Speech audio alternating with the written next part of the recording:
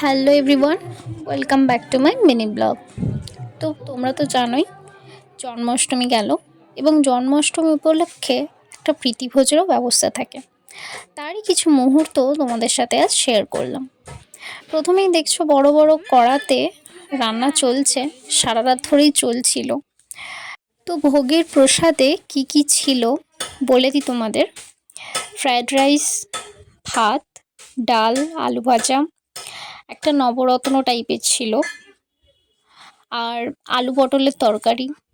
তারপরে শেষ পাতে পায়েস, মিষ্টি, পাঁপড়, চাটনি তো থাকবেই।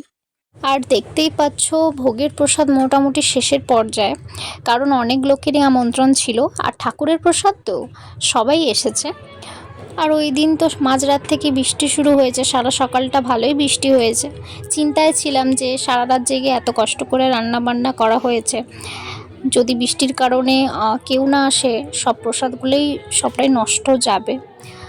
কিন্তু সবাই এসেছেন আর খুব ভালোভাবেই প্রসাদ খেয়েছেন।